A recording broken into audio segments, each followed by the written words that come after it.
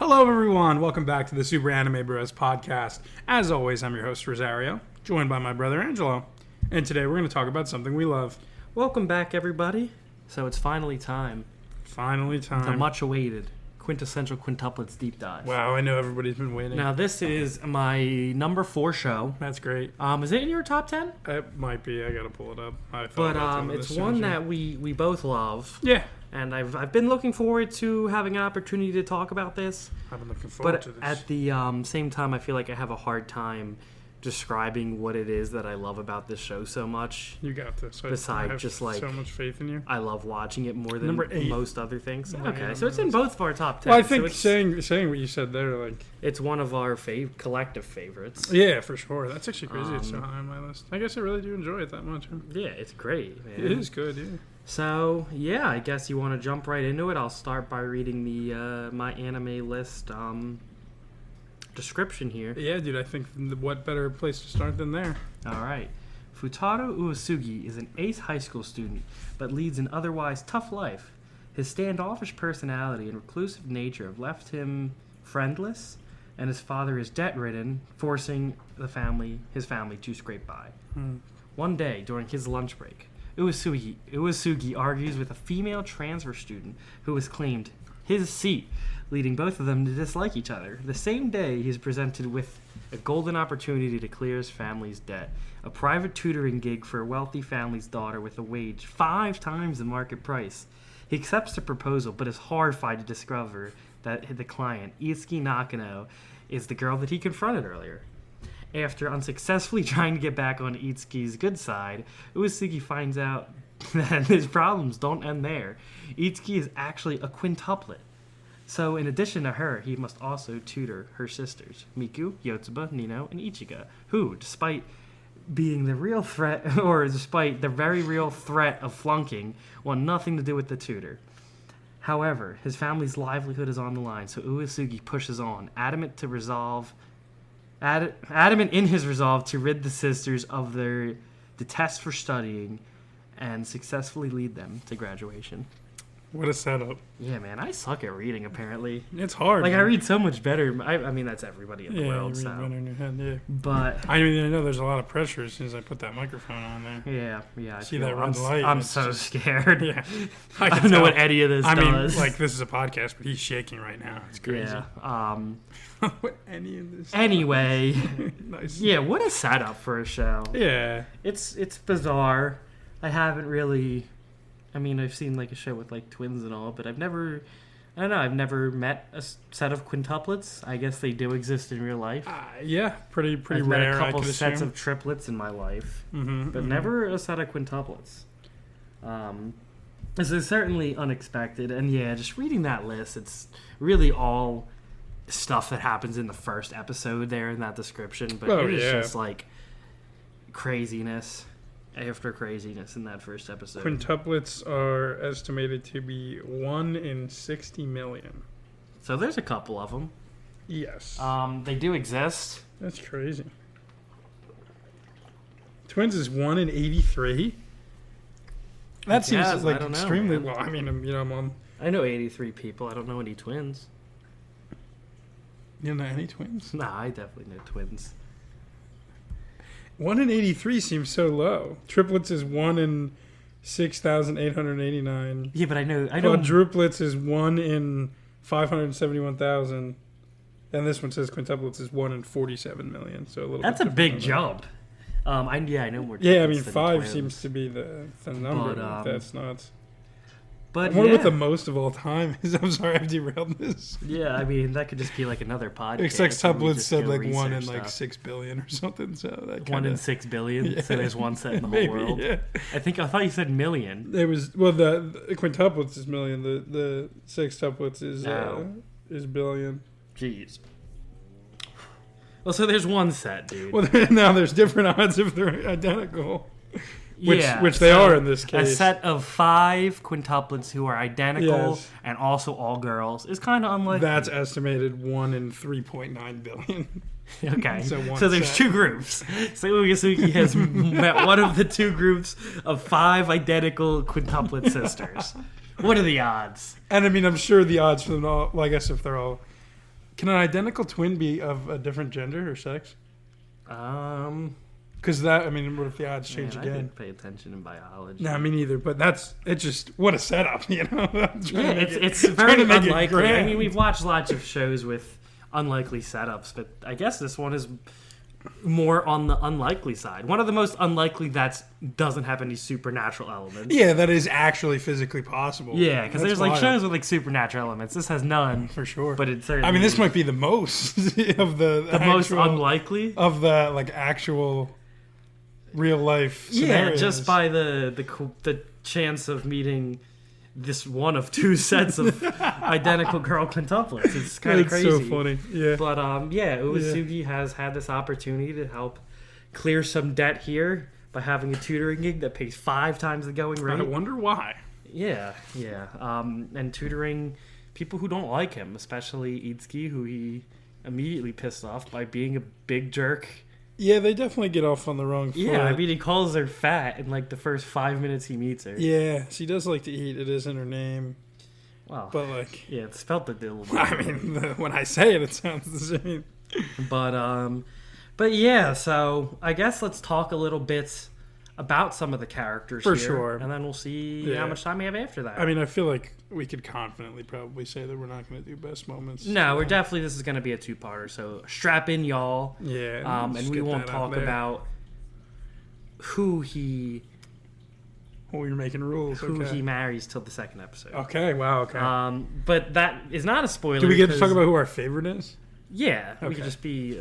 but in the first 2 minutes of the show, we do find out that he marries one of these quintuplet girls. I really like... It's in the beginning, which is nice to know that something's gonna happen. Without a doubt, because he's on the horrible day when we met, but he meets all of them. Well, not all of them the same day, but he meets all of them one after the other. That first episode is fun when he does get to meet all the girls, and they're all acting differently. He argues with Itsuki, and then Yotsuba picks up his paper he drops, and then just follows him around till he says thank you. Yeah. What is Ichika? Oh, Ichika's trying to help set him up with Itsuki because he thinks that he likes her. Nino's mean. Yeah. And thinks he's a stalker. And Miku also thinks he's weird. And just quiet. Yeah. You get a pretty quick indication of each of their personalities, so that's fun. Yeah, that's lovely. Let's start talking about our main man here, Futaro Uesugi. Yeah, for sure. As mentioned in the description there, he's an ace student, we'll say. He's a nerd. Yeah. He's really mainly good at studying. He's not very good at communicating. No. But he is very, very, very good at studying. He gets perfect marks. And that's all he really does with his free time. Yeah, I mean, I think you find that to be the case often in real life, with people who are just that intelligent and who put that much time into work like that. They almost don't communicate on the same level as us normal folk. You know what I mean? Not really. I mean, you could be smart, but also just not be a huge jerk. Oh, you can. I'm just saying that I feel more often than not, that's kind of the way it goes. Yeah. I think this is a fairly realistic portrayal of what he could look like in real life. Yeah. I guess he's not really interested in any of that. He thinks friends, relationships, all that stuff's a waste of time. Yeah. So, yeah, I understand why he is the way he is.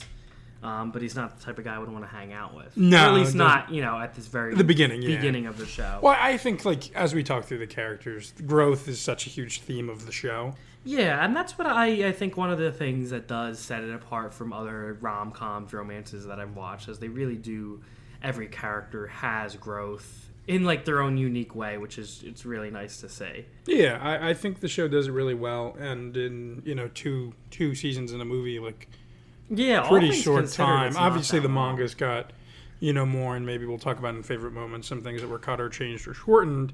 But yeah, I think they really do a good job fleshing out each of the characters quickly, giving them growth, and obviously our main character Uesugi's a huge piece of that. Yeah, honestly, that's true. They do that with all the characters, and they do it kind of quick.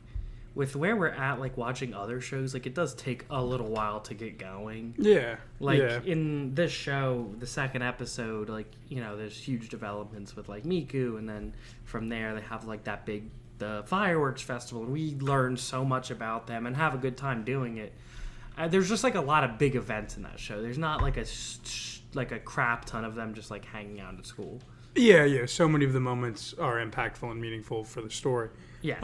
Which, maybe that echoes back to your trying to figure out exactly how to put into words why you like it so much. I feel like that could be another. Yeah, I mean, I could just like, if you could feel my feelings and feel my vibes and just happiness, but that doesn't really do well on a podcast. No. So we're gonna try to use our words. It's fun to try to figure it out. But yeah, so Furtado, he's pretty rude, blunt, honest. Yeah. Like we mentioned, like the one, like in the first episode, he sees that he ordered like $8 worth of lunch. I know. And he's like, wow, you like ordered way too much, because he orders a barbecue beef combo minus the barbecue. So it's just like rice for like 70 cents. Yeah, but it's cheaper than buying the actual rice. Like, they take out the price of the beef. It's like a whole thing. So he's got like, he likes that. He gets excited about that kind of thing. But he's kind of upset that she's got all kinds of food. And he's like, yeah, don't get fat. And I'm like, that's like, you're that intelligent. You should like get some life experience too. Well, that's his story. Yeah. So, like, that's something you should try to take away from school, is learning how to communicate. Without a doubt. I mean, that's like one of the most valuable skills I did learn there. The most valuable. I don't use anything else in life. So, so he could learn a couple things. Yeah. And he does like say that early on, like in the first episode. He's like, maybe I'm the biggest idiot of them all. Mm-hmm.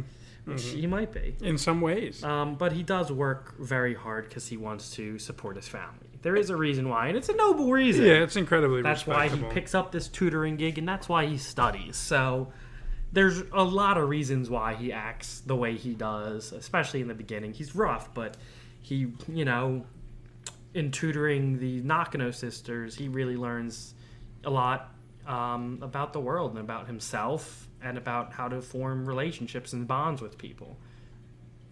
Yeah, I think that's one of the best things about the show. I mean, we've already said that, but like watching him go on the school trips with them and get excited for the first time, like things he just clearly has never done before in his life, and like it wasn't too late for him to experience all these things, which is nice, because especially in Japanese culture, like, not to go on a little tangent, but like so many of these anime and manga are about high school because of the work culture over there, and like after high school things are just kind of monotonous and work, and that could have been life for him, and it wasn't, because he was able to have those experiences while he still had the chance, and that in turn helps him grow.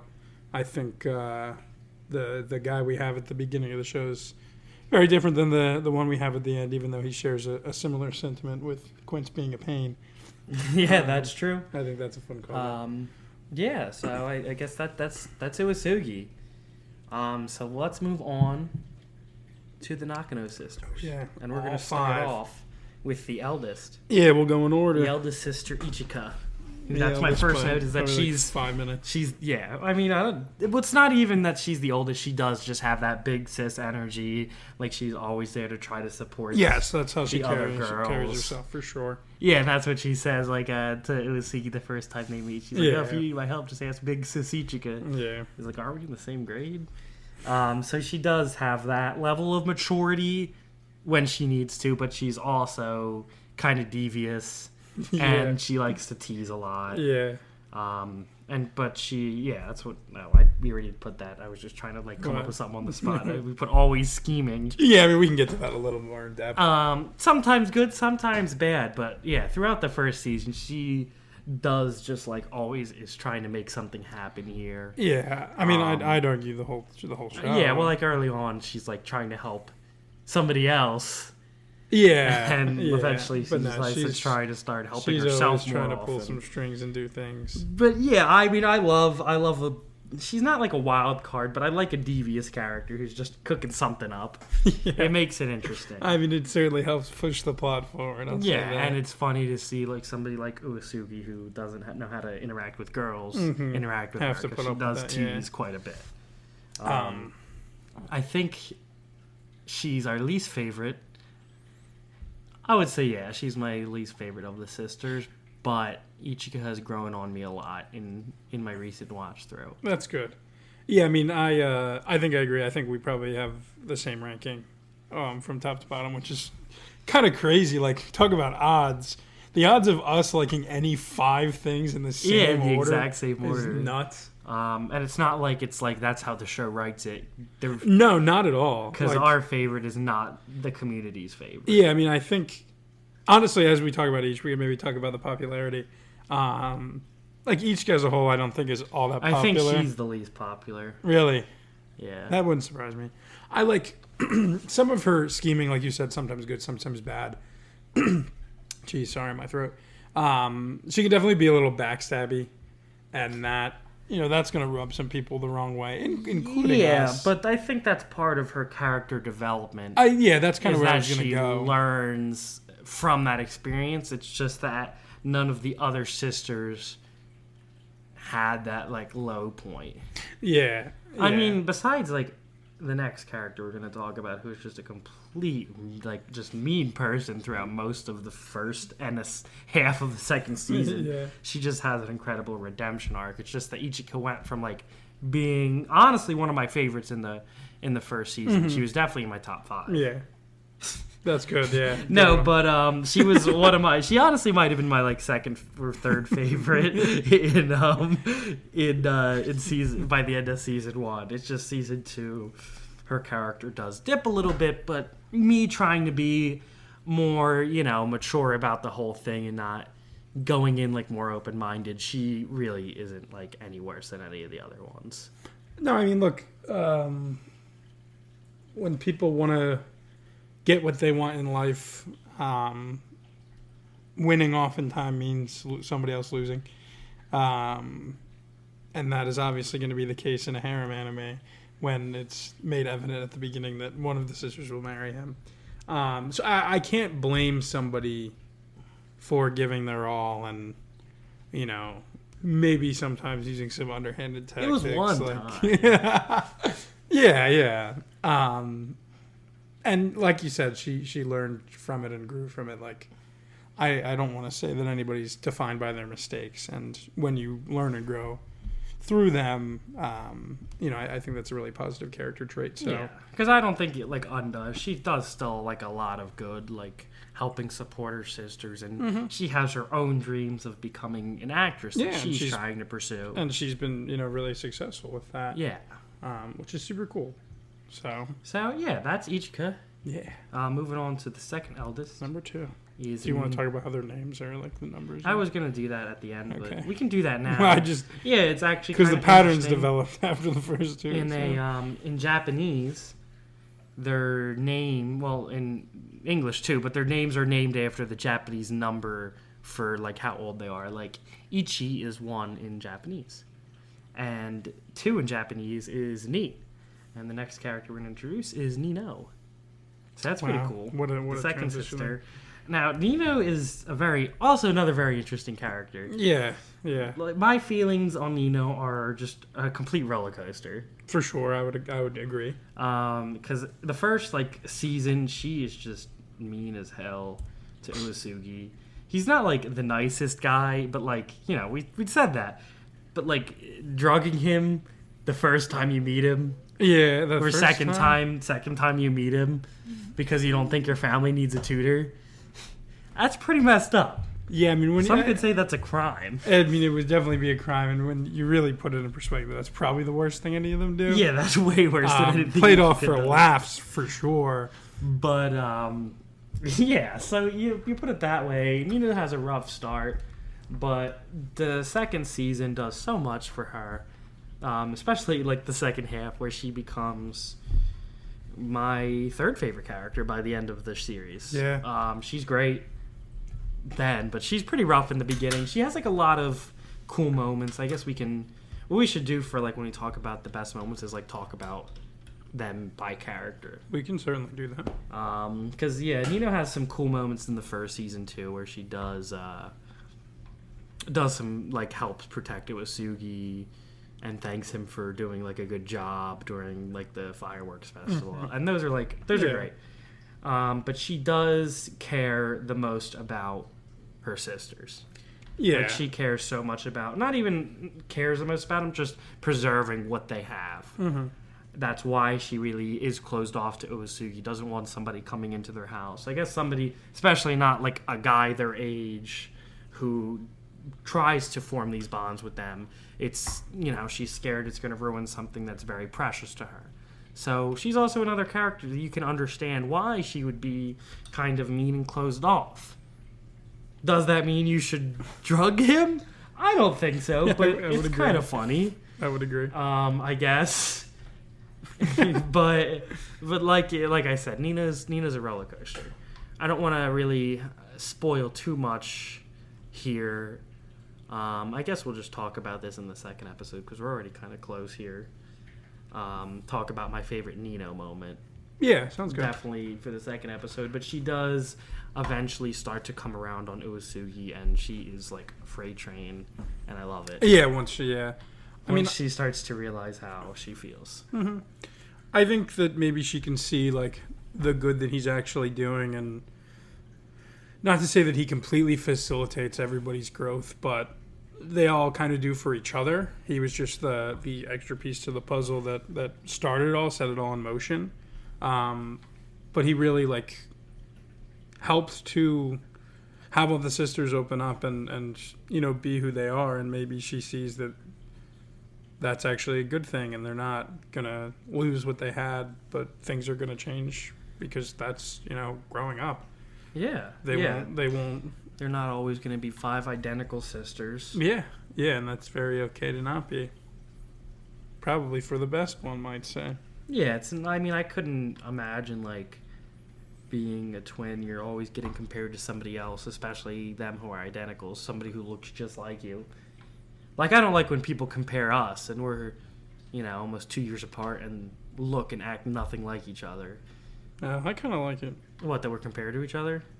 Well, I like that we're different. I just don't like when people like try to compare us. Like, how come you're not like him? I'm like, because I'm not him. Oh, I mean, like, I don't know. When we do things that are the same, it was more so what I was thinking. I like that we have like similar when somebody's interests. like, oh, I can tell that's your brother, like stuff like that. I like that, but I just I don't want somebody to expect me to be like you. I guess if I'm being honest, I've never really thought about comparing us to each other. Well, you're the older brother. Exactly. That's how it goes. That's what I was gonna say. I put a little more thought into it than you. I'm sure. Yeah.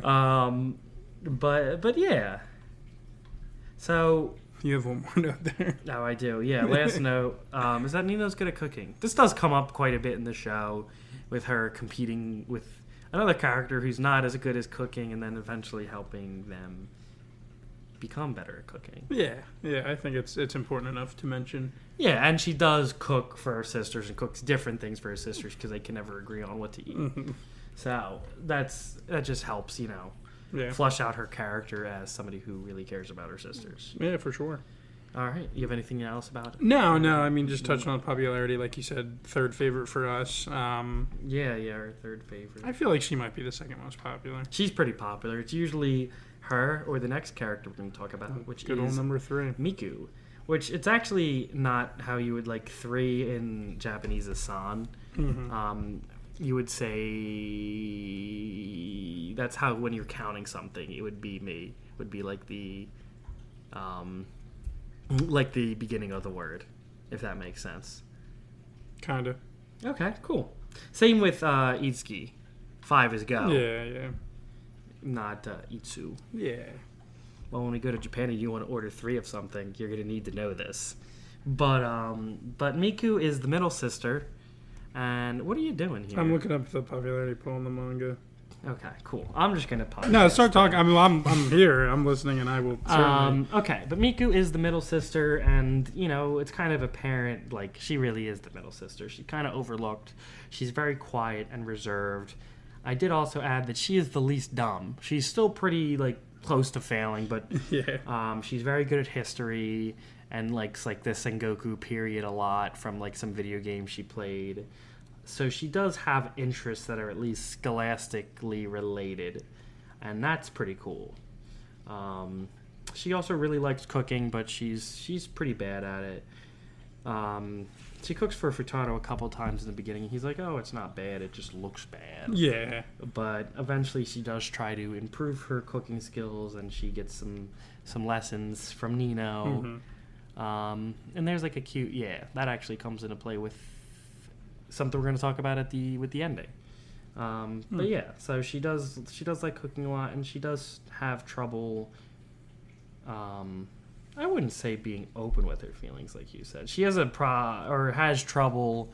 I would defend my statement, but say what you want to say. Well, I mean, I guess open with other people, because like she knows. Well, yeah, that's what I mean. Nino doesn't know in her heart of hearts until she does. Yeah. But yeah, so she, I guess, is pretty quiet about that. She doesn't really share her feelings too much. I think Miku is definitely. Did you find their popularity poll?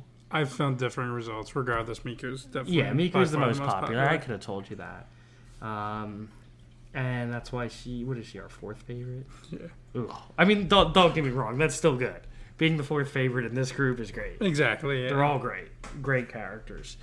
But maybe Miku could be 3 for me. Miku has probably like the most self-growth in the show.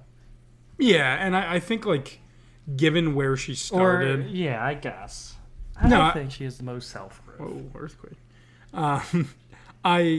I do think she does, and I think given where she started, being at like the lowest point as far as like personal, like no confidence, quiet, reserved, she's the most opportunity to grow. You know what I mean? So like, yes, maybe she's the most growth, but I think like, her character archetype sets that up. Yeah, I mean, look, I totally get why she's the most popular. I can understand it for sure. When she does come to be open about her feelings and all, like there's powerful moments and all that are awesome. And I think that she's probably the most relatable to a lot of people, and I think that could be a big reason for the popularity, if that makes sense, Yeah, I think so. I think that, a lot of people struggle with confidence. A lot of people struggle being open to other people about their interests, when it's like feudal era warlords, for example, like hers, or just in general with your feelings and everything. So I do think that's probably a big reason a lot of people like her. Yeah, absolutely. And her headphones are great. Well, shall we move on to the goated sister? Yes, we shall. All right, so the next one is Yotsuba, who is the goated sister, as we just mentioned. Yeah, our favorite, one could say. Yotsuba, one might call her. And Yotsuba's great. Yeah. So she's pretty dumb. The dumbest, you could say. Like, they're all pretty dumb, but she has probably, like, the least amount of, like, common sense. Yeah, like, I mean, she's, like, a little plus, different. Like, as you figure out more in the story, like, it is evident that she's got the worst grades. Yeah, she has the worst grades, but she is incredibly good at sports and athletics. Yeah. So that helps even it out a little bit, and she's very, very kind-hearted because she has like a hard time saying no to people. Yeah, I mean, and that's how we find out she's good at sports, because like they ask her to like, hey, you got to join the basketball or come help the basketball team, and she like skips studying to do that because she doesn't want to. She can't say no to a person in need. But she does end up like turning them down so she can like when they ask her to be a full-time member because she needs to study. So she does put in a lot of work, probably more work than any of the other. Besides maybe the last one, she puts in more work. But also, once again, like Miku's character, Yotsuba's grades are starting at the lowest points. Yeah, they have the longest way to go. Well, I'm not saying she improves much. I'm saying, she does put in so much work because she has all that extra stamina and energy. But here's what makes Yotsuba great, is that she is not like an absolute B-word to Furtado from the very beginning. She was so supportive, and from the very beginning was always like open to the idea of studying, ready to help him out, help him try to, reconcile with the other sisters who don't like him. And I think that's just one of the things that makes her great. No, I completely agree. Honestly, like she wasn't my favorite until fairly close to the end. Like I remember finishing the manga after the second season came out, before the movie and all, before everything finished. We read the manga to finish the conclusion. And it was actually in that section that I was like, oh my, like she's really my favorite. But then when you go back and you reread or you rewatch, it's so much more evident, you know, when you're focusing on a specific character, and in this case, focusing on her, how much she is there the whole time, you know, what she's doing for him when it's, you know, like the class trips and making sure that he's making memories and doing things without regret. I think those are some of the main reasons that, you know, she's my favorite personally, and, you know, similar to what you had just said. Pushing him to try to have fun and enjoy his youth, which is very, very valuable. Yeah, like I feel as though she's best for him. Yeah, you know what I mean. But what you said of me was actually like a great point about like rewatching and then focusing on her. I think that's one of the reasons why I will rewatch the show, and I can, you know, be a little more attentive to one of the sisters and be like, hey, you know, that she would be a good match, or this is what makes her great. And I think that's a good reason to rewatch it. Yeah, and that just says something about the show and how well it's put together, that like you can do something like that. And I've never seen a show where it's like, hey, there's multiple love interests, balance them out so well. Like as far as screen time and likability, like some people definitely get more growth than others, but it is pretty even. I don't know. I don't really think one gets like the most screen time. I think the first three we mentioned get a disproportional amount. You think they get more? Yes, yeah. But also, like, just going back briefly to what we were just saying, we watched an episode together, a week ago, 2 weeks ago? Yeah, before we were going to do this one last time. Yeah, okay, so last week. And it was like a Miku-centric episode, and, like, some of her best moments, which we'll talk about. And that really, like, you heard me say now 5 minutes ago, she might be my third favorite. Now, like, that was awesome to rewatch with just, like, taking it as it was with her, and I really enjoyed that. So yeah, it's almost like you could watch it 5 times. It's kind of a choose your own adventure and be happy. Now, unfortunately, you know, this was not one of those shows that has alternate endings. Like, there is just one ending, which we'll talk about next more week. later. Next week, but it's not Bokuben. Like, we never learned. I mean, there is actually one of the visual novel games. Yeah. Starts off with you get to pick. Mm-hmm. So there is like somewhat canon, you know. Yeah, it's pretty legit. I don't know. It's voice acted.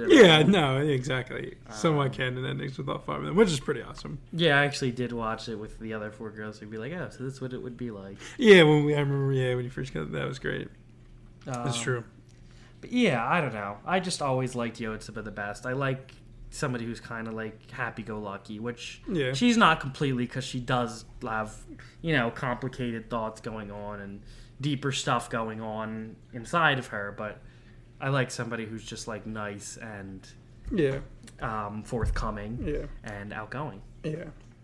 I think you can get a lot of real-world takeaways from the growth each character goes through, but I particularly appreciate hers with, you know, her being self-sacrificial and a people pleaser, and coming to understand that it's okay to put yourself first sometimes and do what you want, fight for what you want. That I think that's a good lesson in life. Like, that's something I personally can relate to. Like, as much as I can relate to some of the Miku stuff I was talking about, like the people pleasing, self-sacrificial idea, and understanding that, you know, you have value too. That hits me pretty close to home, I think. Yeah, I agree. So I guess let's move on. Yeah, dude. To the last character. Bring it home. Our second favorite. Yeah. And this is Itsuki, which the number for like 5 of something is Itsu. Itsuki. Yeah. But yeah, we have here Itsuki's the other goat. Itsuki doesn't get a ton of screen time. Yeah, like I feel like if I really rewatched, maybe she wouldn't be my second favorite. I don't know, like watch it with, she wouldn't be? Yeah. You don't think so? You think that's beatable? Yeah, I do think she's beatable. I don't think so. So here's Itsuki. She is very independent and headstrong. I'm I would agree. Yeah. She does, and she does still like actually study on her own. Yes, yeah. When she is not getting along with Futaro, so she does put in, I think, the most effort studying. Yeah. I don't know. It's her or Yotsuba. I said Yotsuba puts in a lot of effort, too. You did. I think it's Itsuki. You think so? Yeah. I guess she does study a lot. From what we're shown, I mean, like... I don't know. They both put in a lot. We're not of always effort, around. So that's why they're my favorites. But she, is very hard working with schoolwork, and she also does argue with Uesugi a lot. Constantly. Throughout the whole show. I would say it's not, like, in the same way that him and Nino act, because, like... Him and Itsuki just go at it. Nino's just like really just like mean as hell. Pretty one-sided. Yeah, the two of them argue, and that's something that Ichika says in like the first season that she likes when they argue like old friends. Mm-hmm. So yeah, she is the first girl he does meet. So that's like they have like the initial like meet cute with that like crazy scenario that brings them together. Yeah. But yeah, I don't know. I just really like Itsuki. I do too, and honestly, like, it's hard to fully explain why. Design-wise, hers might be the strongest to me. I think Yotsuba's is. I'm a sucker for it, though. I got you. Yeah, I like the dark red hair. Not dark red. It's kind of like bright red. But I like her hair color. I just like her design. I like when she wears glasses. And I kind of, I don't know. I really enjoy the the stupid arguments between the two.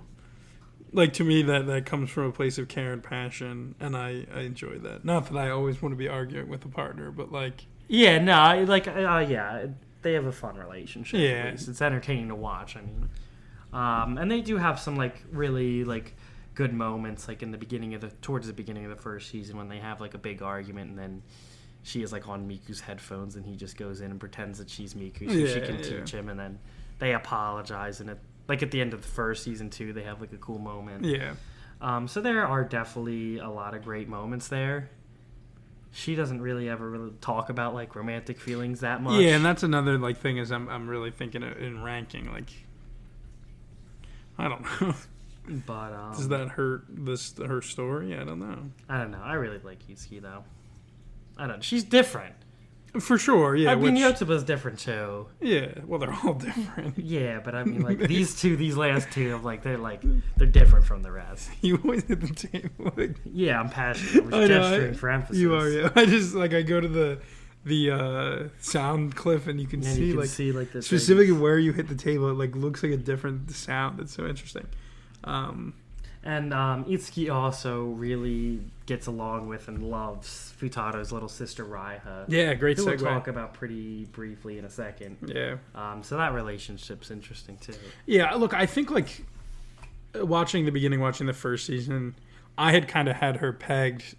Not to say if she wins or doesn't win, but I very much so had her pegged that she was going to be the winner. Yeah, I thought so too in the beginning, but then they like give all the other girls so much development. Yeah. It's like really going into the finale. I watched, read this right after right after I watched the second season, like you did. Yeah, we picked it up reading it from the same spot. Yeah. It's just I just had no idea who he was going to pick. I'm trying to remember back. Honestly, it was so long ago now. I like maybe I felt some of the stuff they added at the end points of direction, but even then, like they do give everybody enough that you could feel like it could be any of the five. Yeah, and which is great. Like I think it's done really well. Like this is not your average harem show. Has been described as a wholesome harem by many. Yeah, many people are saying this. Now I'm just like focusing on everything. You put your hand on the table. Stop. But yeah, it's great. So there's one more character we're going to talk about here, and that is Raiha Uesugi, who is Futaro's little sister and the best wingman ever. Indeed. Because she's adorable. And she is always trying to always smooth things out with him and Itsuki. Yeah. One of the first episodes, they finally get paid, and Futaro's like, hey, what do you want to do? We can do anything. We got the money now. And he's like, all right, let's go to or she's like, let's go to the arcade. And she brings Itsuki too, so it's the three of them. So Raiha does make them go on like a lot of little family dates, the two of them. Which, I always love those moments also, I agree, like add to Itsuki's character. And just seeing their relationship together. Yeah, and Raiha's pretty funny throughout, so... Without a doubt, yeah. So yeah, without a doubt. She also like she instigates one of I think our favorite collectively episodes or moments in the episode. Yeah. We can talk about. So we'll talk about that for sure next time. Solid little sister character. Good at helping out her big bro. Yeah.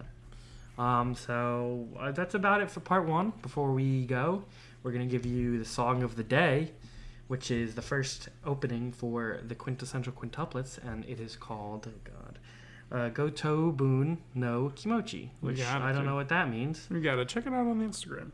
I gotta remember to post it this time. You got this. But it's the first opening from the show. It's really good. Sung by the voice cast. Yes. The first, or all the openings are sung by the voice cast, and a couple of the endings are too. Yeah, including also songs for all the games and everything, and solo songs. Yeah, they've just released There's just so many songs.